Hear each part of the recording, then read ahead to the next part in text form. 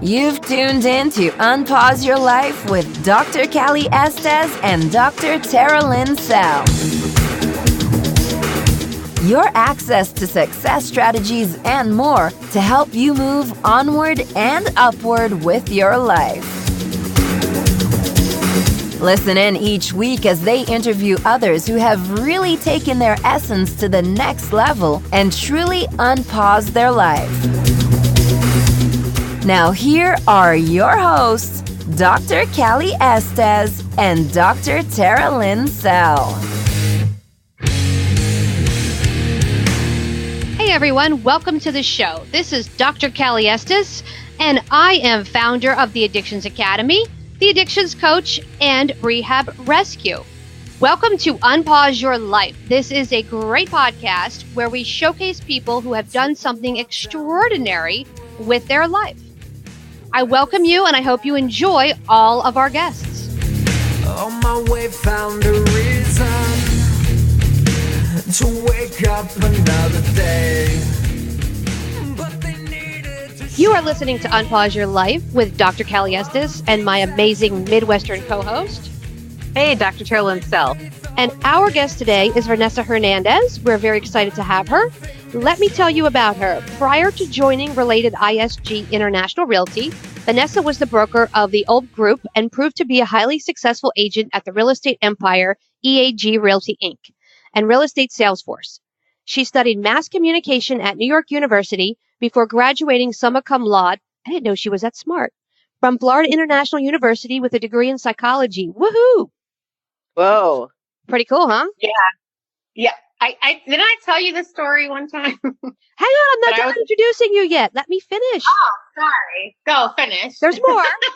So Vanessa has been featured in Miami Agent magazine and maintains an ample customer database that features a vast array of Miami's finest and most wealthy residents. Vanessa is known for her results-driven, no-nonsense approach to business. That's why we like her. And she has helped her become so successful at such a young age. Vanessa is fluent in English, Spanish, and possesses a strong knowledge of Italian. Ciao bella. She's a member of the National Association of Realtors, the Florida Association of Realtors, the National Association of Hispanic Real Estate Professionals, South Florida chapter, and is a founding member of BNI Action. Welcome, Vanessa. Thank you. Yes, I thought I told you. I was actually going to be like, I was going to go all the way and get my doctorate. And then I stumbled into real estate by accident once I graduated from my undergrad. and then that just went to, I just didn't go that route, clearly. Oh, wow. Okay. Well, tell us about you. I'm done talking now. Well, I am originally from New York. I have been living in Miami for almost 20 years, and I have been serving the South Florida real estate community since 2003. I help ladies and gentlemen with their home sales, home purchase, and renting properties as well. And I am a mother of two boys, and I also run a nice small real estate team. So I definitely don't do it all by myself. And that's me. Awesome. Well, welcome to our podcast. So Thank you for having me. One of the reasons I wanted to have you on is you posted something on Facebook that was pretty interesting and piqued my interest. And you had wrote, while the rest of you are busy trying to get a rich husband, I'm busy becoming a rich wife. And I thought that was the coolest thing. So tell me about that. That was a post I had put up a couple of years ago because I had gotten new headshots taken, and I couldn't think of a better caption than that one. I had heard that one before, and then what you saw was it like when it gives you Facebook gives you the memories, and then all of a sudden like you remember something that you posted 2 or 3 years ago, and then you repost it. So I'm so glad you saw that because it's still true today. That is my mission. To, and it's not to put down anyone that's not a woman that's not employed or doesn't have her own business, but a lot of times we focus on women in society, and in our society and our culture have always, been taught to depend on a man or find a rich husband. Whereas, okay, well, you can find a rich husband, but just make sure that you're a rich wife too, and that you're contributing be it income wise or being a mother even, or whatever way you can contribute. So just definitely focus on yourself as well is basically the message of that. And you're perfect for this podcast because you've got 3 very strong, independent, income producing women on here. Yeah, perfect. So this is definitely a topic that comes across my office quite a bit, actually. tell us about that, Dr. Terry. Well, I'm thinking like a lot of women who come in here and I mean, I'm a mom too, but I've always been an entrepreneur. And a lot of times we set aside what we want to raise our children, and then we're trying to get back into the workforce or find a sense of purpose when we've lost ourselves in our kids. So it's very difficult. That there's a lot of high producing women that I see that have lost themselves and don't know how to re-find it. But they could be really badass. But, when you redirect your focus and your energy and you're all into your kids, it's hard to now be all into yourself. Right. Well, that makes perfect sense. Now, Vanessa, what's that like dealing with the people in Miami? Because I've lived all over and you're originally from New York, so it's a different vibe down here. How do you deal with the people here? Because it's such a different mentality here. With a lot of patience. God help you. No, I listen, and there's nothing wrong with being laid back and taking your sweet time and just not being, on the ball if you don't want to. But, we're in the South. Everybody kind of, takes their time. And I'm from a city where if you're not walking on the street as fast as you can move, you're going to get hit, like you're going to get knocked into, you know what I mean? And that's literally and figuratively. So, growing up there and spending, I came here at 19 years old. So I was pretty much an adult and living in the city by myself, from the age of 17. You come here, and the good news is that if you instill and keep working at that pace, you're going to outmaneuver everyone else because they're not moving at that pace. So someone that wants to get shit done, to that type of person, you're appealing. That's why 95% of my business is repeat and referral. It's because they like someone that gets shit done, and I think that's very important. And especially in this town where, a lot of people are very lackadaisical and they take their time, and, whenever we get to it, we get to it. So yeah, that's my Miami take on things. Now, Miami is lackadaisical. People take their, I would think I'm from Wisconsin, so I've got a completely different idea of what taking your time looks like. So I'm like, are you guys as slow as we are? Because we're pretty darn slow. listen. Well, it's not even slow. It's like an issue of non-commitment, of just not seeing things through. Let me put it this way, and Vanessa, tell me if I'm wrong. Miami is a me-centric city. People will come out of a doorway and stand in the fucking doorway, not move through the doorway, and have a full conversation with someone they haven't seen in 2 days. And you have to go around them, or you stand and wait. And it's like an expectation that you cater to everyone else, if that makes sense. They'll shop in the grocery, they'll put the cart, up against the aisle, and then stand on the other side of the cart and block the entire aisle. And you'll say, "Excuse me," and they'll look at you like, "What? What's the problem?" Go around. A perfect example is that pretty much every time I go to the gym and someone's using a machine, I'll say, "Hey, are you going to be done soon?" And then the thing that the common sense thing would be like, "Oh, listen, I still have a ways to go, but look, jump in. When I take a break, you go." Here, they're like, "No, I have 5 more sets and come back later." Like, screw you. And then they proceed to play on their phone for the next 20 minutes and sit there. Yeah, totally. 100%.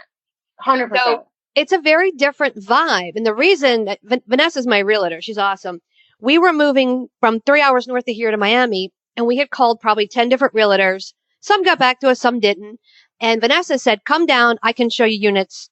Gave us a date, gave us a time, told us where she should meet us. And we showed up, and she hustled. We went to all these different places, put money on one, and the person changed their mind. And we're sitting there and we're like, oh my God, we literally have nowhere to live because we had to be out where we were and we had like a week and we have to drive back. And it was end of business. The sun had already gone down. Vanessa goes, you know what? I got an idea. And she pulled a rabbit out of her ass and showed us this unit and got us in it like that fast. So she went above and beyond. And then the experience that you get in Miami is not that. It's very lackadaisical and backwards.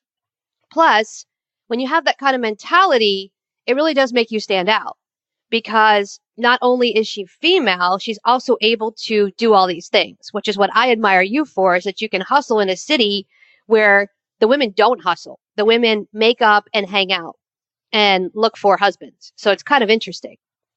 Mm-hmm. Yeah. Yeah, totally. So you said that you fell into real estate. I want to know how you fall into real estate. From psychology, because maybe I have a career shift on the horizon. I don't know. Maybe. Well, when I was 23, I graduated from FIU with a bachelor's in psychology, and my plan was to go either to Arizona or to Canada, to Toronto, because I wanted to be a forensic psychologist. That's what I wanted to do. I was obsessed with serial killers and crime. That's not what I wanted to do, but it's what I ended up doing. Oh,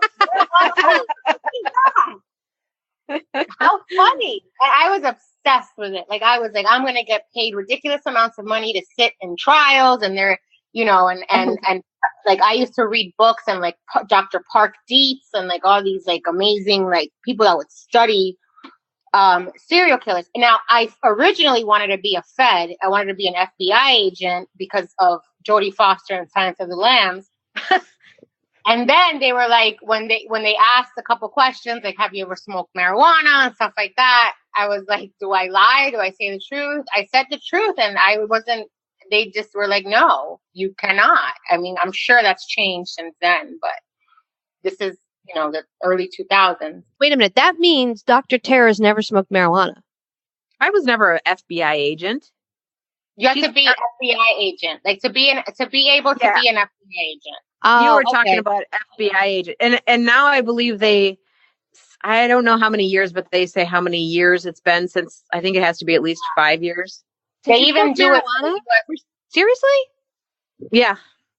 Yeah, and also the U.S. Marshals as well, because I applied for that as well. Wow, that's so fun. What a boring job. Yeah, but you know what? I thank God every day because they don't make money. They're salary. True. FBI and any government type of like a Fed or DEA, their salary. Like you got to really do it because you love it, But anyway, back to the psychologist. So I was like, okay, I'm going to become a forensic psychologist. And the only two programs that I could really find at the time were in Arizona and in the University of Toronto and in Arizona State. And I mean, I'm sure that's changed since then. I know that FIU has a legal psychology program now. So when I was studying to take my GREs, I was working at the Clevelander, which is a bar in South Beach, making ridiculous amounts of money. And I was like, well, let me buy a place because I just want to buy a place. I don't want to rent. Even back then, I was very like Miss Money Manager, and I decided that I was going to buy a place. So when I went and bought a place, and the realtor showed me I called her off of realtor.com. She showed me two places. I picked one of them. And when I saw 30 days later, her closing statement, I saw how much she made.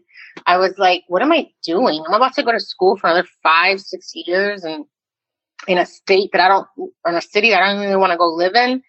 I want to see what this real estate thing is all about. And then, so I did it, and then I never went to grad school, clearly. So, Dr. Terry, ask your $1 million question. What's the most badass thing you've ever done? Me? Yeah. I'd say probably, wow, that's a hard one. That's the $1 million question. Dr. Terry has stumped everybody. Even Dr. Ivan stuttered with that for a second. Well, I think it's because people who do things that other people look at as being badass, they don't look at themselves as being so badass, right? Because it's just how you live. So I think it's a tough question on that level. Because, I mean, a lot of people would look at the three of us like, wow, you guys have done so many badass things in your life. And I'm just like, I just do my life and take some chances and say hell yes to a lot of things. Yeah, I know. I had a kid from high school write to me the other day, and he's like, "Oh, it's our friendship anniversary on Facebook. I just want to let you know that I want to take the time out to let you know that I'm so proud of. I just see you on social media, and I'm just so proud of you. And you're such an amazing mom and such a great businesswoman." And I was like, "Really? Wow! Oh my God! Thanks." Because like, you don't see it from somebody, perception is everything. And so while you're there in the trenches suffering every day because of whatever, this client or the money's not coming in fast enough. And those people are not really seeing, the failures. You are. So they're only seeing the victories. So they have like the best lens of all, right? Yeah, except that's what we thrive off of, the victories, though. Like the failures aren't the things that keep, anyways, for me, they're not the thing that keeps me down. Like I don't look at a failure and go, oh, I'm nothing, I'm worthless. I'm like, all right, well, let's put that over there and I'm going to go get this thing because I know I can win with that, 100%. And I think that also that's a good thing to take into account. If like you compare yourself to people on social media a lot, like, oh, look at this guy, he's traveling all the time. Or look at this girl, she has like the best skin and whatever. People don't post their failures on social media. Like they're only posting the victory. So it's hard for us sometimes as females to not compare ourselves. But really the reality is that you're not seeing the bad side of anybody's life on social media. It's funny because I think about Facebook and I'm like, I see somebody doing something pretty cool. And I'm like, what is it that they're doing? How'd they do that? I'm going to do that. And then I do that. Yeah. I don't usually go, oh, I feel so terrible that I don't look like them or don't, whatever. I'm like, I want to do what they're doing. That looks pretty cool. Let's do that thing, Right. I love social media. It's like our back in the day, we had magazines, like that's how we knew like how to dress or a lifestyle or whatever. Now we have, Instagram and Facebook, which is so much better, I think, because it's constantly changing every day. You don't have to wait for your magazine subscription like you used to have to back in the day. We're all the stars of our own subscription at this point. Mm-hmm. Yeah, totally different world now. Yeah, that's true. Very true. What kind of advice would you give to like a young woman trying to make it?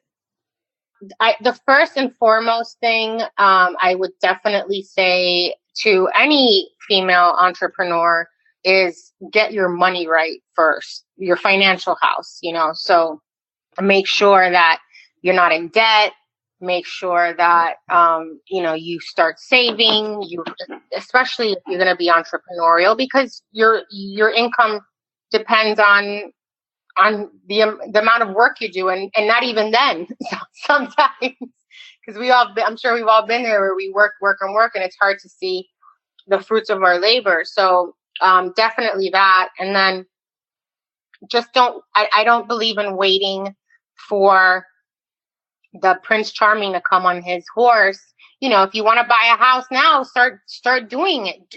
Just do you, do whatever you want to do. And if the guy comes or the girl comes, whatever your preference, then you go with the flow then. But for now, just do you. Continue living your life and fulfilling your dreams, not based on what ifs. That's fantastic advice. So how would anyone find you? Give us all your social and all your ways to get to reach you if they want to hire you. Very easy to find. Very easy to find on social media. My Instagram name is MIA, like Miami, Luxury Broker. And my Facebook is the same. So facebook.com/MIA Luxury Broker. My email is the same, MIA Luxury Broker @gmail.com. My website, mialuxurybroker.com, and my phone number, 786-301-0737. Awesome. We'll put that all up with your podcast and make sure that everyone can reach you and have all your information. Awesome.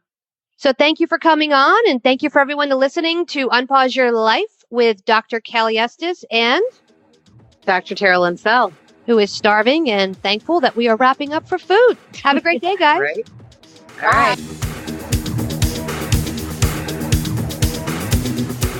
Hey, everyone. Thanks again for listening. I really hope you enjoyed the show today. Head on over to iTunes and Apple Podcasts and leave a comment or review of what you think. Or contact us at 1-800-706-0318. If you want to be on our show, feel free to email or call. And if you have a topic, feel free to email or call as well. Thanks for listening to Unpause Your Life. For show notes and more, head on over to unpauseyourlife.com.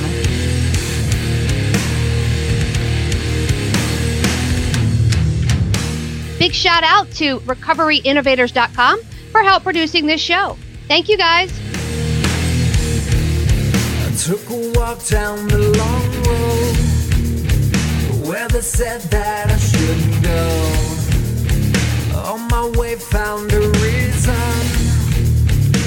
to wake up another day, but they needed to show you all the things that you won't do. Find faith or religion, but nothing to show for it.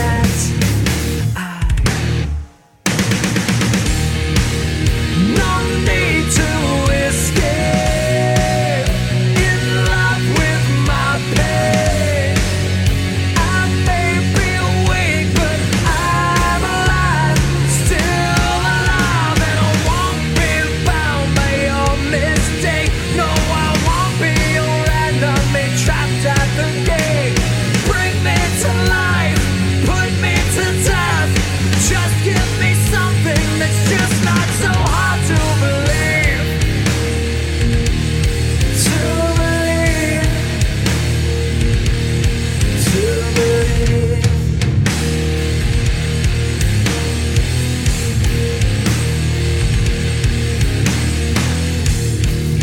I took a walk down the dark road where they said that I shouldn't go. I knew the dangers of flying. Now I'm so far from silent cries.